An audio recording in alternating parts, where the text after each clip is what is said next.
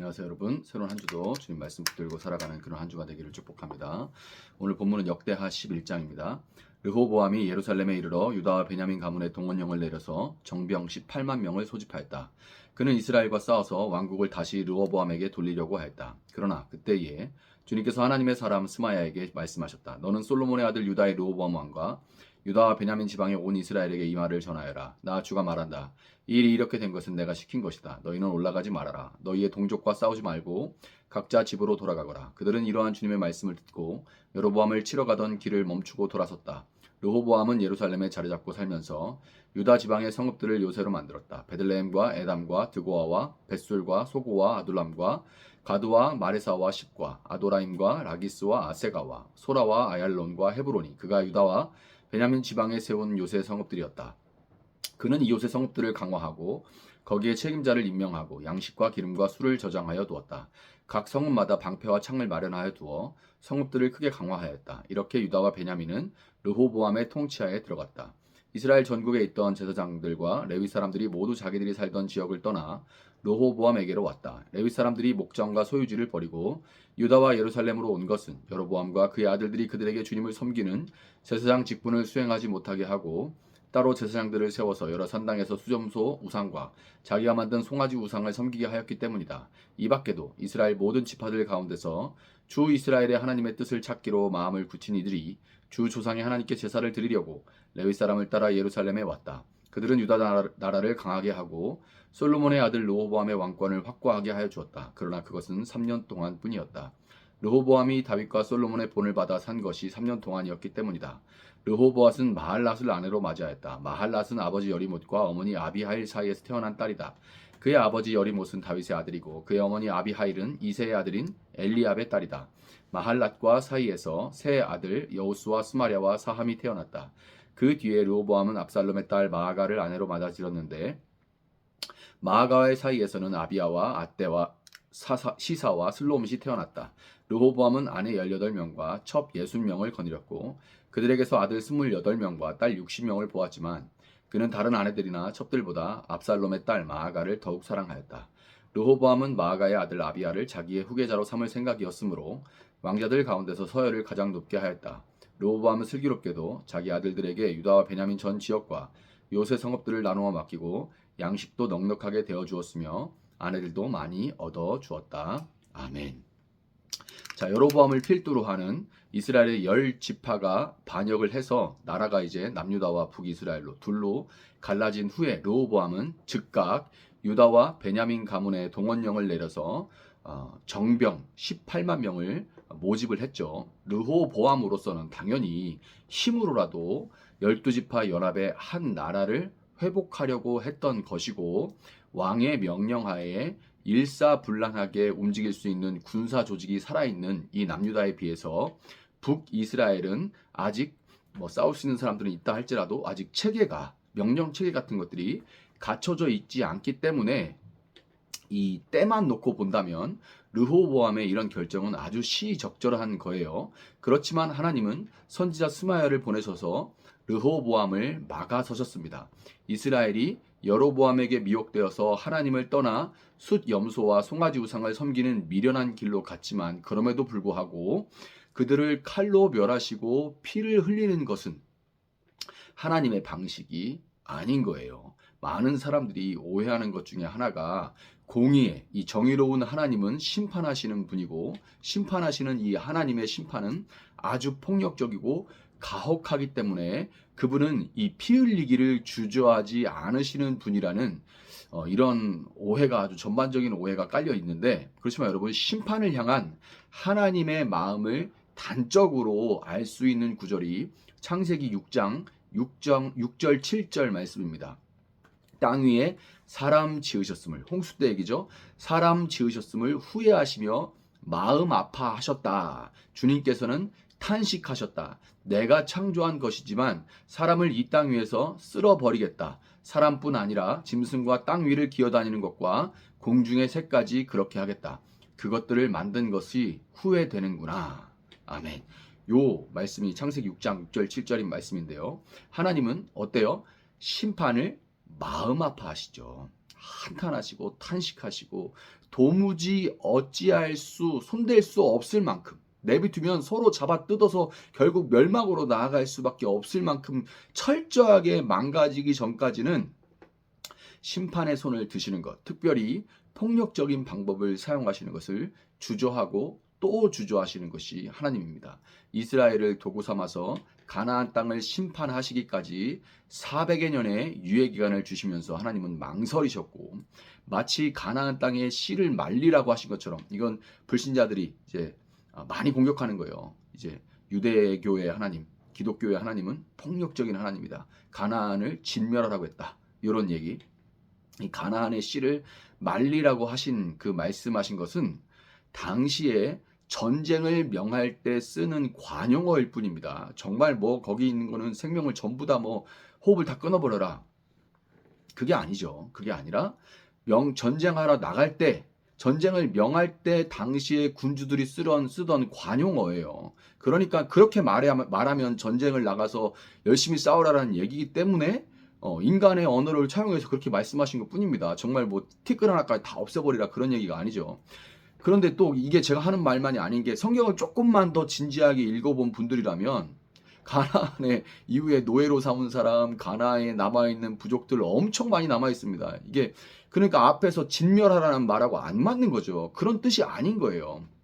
가나안의 인종 청소, 뭐 제노사이드가 일어난 것이 아니라 가나안 땅에 누가 멸해졌냐? 가나안의 체제의 그 피라미드 구조의 온 탑 꼭대기에 있는 이 정말 착취 구조를 만들어서 그 밑에 있는 하층민들의 고열을 빨아먹던 자들이 그들만 심판을 피할 수가 없던 거예요. 그들 왕들과 그 위에 붙어있던 그런 사람들, 그런 상층에서 하층민들의 피를 빨아먹는 이 구조를 견고하게 하고 절대로 흔들지 않던 이런 사람들만 심판을 피할 수가 없었던 겁니다. 하나님은 폭력적인 방법보다 지루하리만침 참으시면서 교화하는 방법을 사용하십니다. 그것이 하나님의 방법이에요. 복과 저주에 관해 기록한 신명기 28장의 말씀이 성취되는 모습을 통해서 하나님을 떠난 사람들이 그 길을 돌이켜 다시금 하나님께 돌아오도록 하시는 것이 그분의 방법입니다. 르호보암의 손을 멈추신 하나님은 그가 멈추시는 그 하나님께, 그 손을 멈추시는 하나님께 순종하고 그 후에 솔로몬의 길을 따라서 성전을 중심으로 하나님의 말씀을 따라서 사는 동안 그에게 마음껏 복을 베풀어 주십니다. 사실 이미 약속해 주신 그 복이 르호보암이 순종할 때 저절로 그에게 흘러 들어간 거죠. 르호보암은 방비하는 성읍들을 갖춰서 국경을 든든히 하고 번영을 누리고 또 함께 왕을 중심으로 하는 중앙 집권적인 그런 권세를 누렸습니다. 또한 레위인과 제사장들을 비롯한 타지파에서 이제 북이스라엘에 속한 그쪽 지파들에서 레위인과 제사장들을 필두로 해서 사람들이 남유다로 막 넘어와서 유민이 발생했는데 그 유민들이 넘어와서는 아주 르호보암을 강력하게 지지했죠. 그래서 그들의 지지를 통한 강력한 정치 종교적 지위를 누리게 됐어요. 대표적으로 생명과 번영을 상징하는 많은 자손의 축복을 누렸다는 것을 역대 기자는 빠뜨리지 않습니다. 문제는 르호보암이 하나님의 말씀에 순종하여 그분의 통치를 따른 것이 불과 3년이라는 겁니다. 불과 3년이에요. 솔로몬의 뒤를 이어 왕이 되고 나름 왕으로서 내린 첫 결정이 나라의 분열로 이어지는 크나큰 실패를 경험하면서 르호보암 본인도 얼마나 당황스럽고 난감했겠습니까? 내가 왕으로서 첫 결정을 내렸는데 그것 때문에 나라가 쪼개지고 전쟁이 일어나게 된 상황이죠. 당연히 이런 지도자들은 이런 일이 일어나고 나면 마음이 무너질 수밖에 없는 겁니다. 엄청난 불면의 밤들을 보냈을 거예요. 당연히 무언가 의지하고픈 마음이 생기고 지푸라기라도 잡고 싶은 가난한 마음이 될 수밖에 없죠.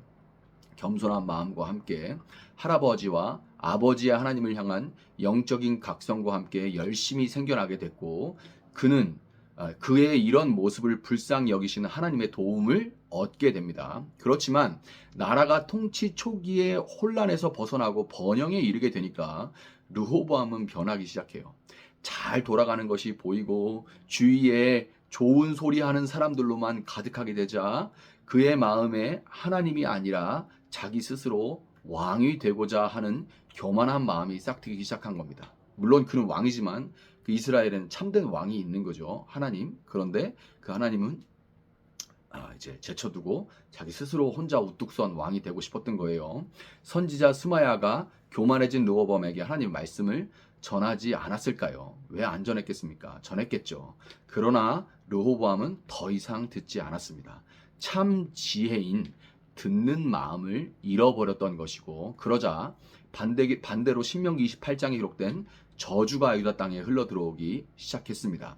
하나님은 복과 저주 모두를 통해서 하나님을 떠난 사람들이 그분께 돌아오도록 만드시고야 마는 거예요.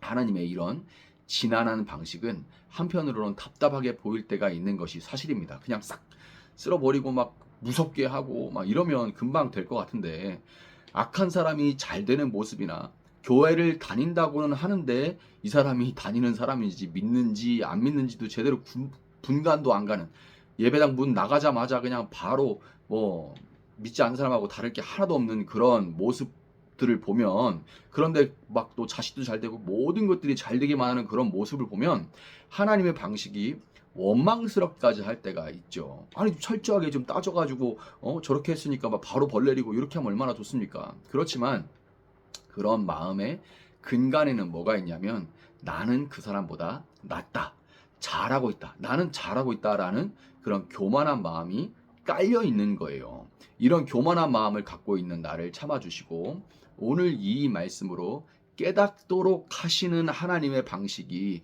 그래서 우리에게 여전히 소망인 겁니다.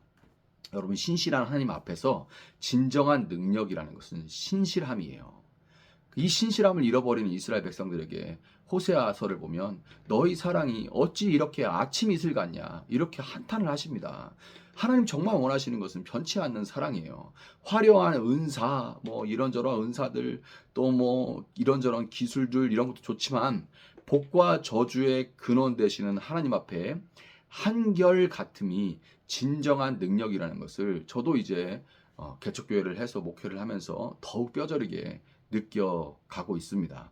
교회에 문제와 어려움이 있으면 겸비해졌다가도 조금 뭐가 되는 것 같고 조금 사람 좀 오는 것 같고, 그럼 벌써 이제 턱이 치켜 올라가는 제 모습을 보면서 하나님 앞에 참 부끄러우면서도 그래도 여전히 참아주시고 기다려주시며 깨닫게 하심으로 조금이나마 변하게 하시는 하나님으로 인해 여전히 우리에게, 저에게 소망이 있다는 것을 믿습니다. 여러분들도 복과 저주 자체가 아니라 그것을 통해서 하나님 앞에 한결같은 모습으로 서게 하시는 그분께만 소망을 두시는 그런 여러분의 새날이 될 수 있기를 예수님의 이름으로 축복합니다. 잠시 기도하겠습니다. 사랑하시는 주님, 감사합니다. 주님, 하나님은 폭력적인 방법, 강압적인 방법으로 우리를 다스리시고 그리하여서 두려움으로 하나님께 복종하게 하는 그런 방식이 아니라 정말 길이 참으시고 깨닫도록 하시는 그 지난한 방법을 언제나 사용하시고, 그 가운데서 마침내 우리가 깨닫고 하나님께 돌이키게 하심을 우리가 고백합니다. 하나님의 사랑은 한결같지만 우리의 사랑은 아침 이슬과 같이, 뭐가 조금 춥고 밤이 깊고 길었으면 그 아침에 잠시 이슬이 맺히는 것처럼 하나님 정말 감사해요, 하나님밖에 없어요 라고 하지만 금세 해가 떠오르고 세상이 보이고 즐거우면 그 언제 이슬이 있었는 것처럼 말라버리는 그런 허무한 사랑일 때가 참 많습니다. 주님, 이제 이런 악순환을 깨뜨리고 정말 하나님 외에 다른 어떤 것도 우리 마음에 두지 아니하며 하나님만 진심으로 전심으로 사랑할 수 있는 저희들 될 수 있게 하시고, 하나님 안에서 여전히 소망을 두고 날마다 예수 그리스도를 닮아가는 모습으로 변해갈 수 있는 저희들 될 수 있도록 하나님 함께하여 주시기를 원합니다. 그렇게 행하실 주님을 찬양하며 감사하며 예수님의 이름으로 기도합니다. 아멘. 오늘 주신 말씀 붙들고 계속해서 기도합니다.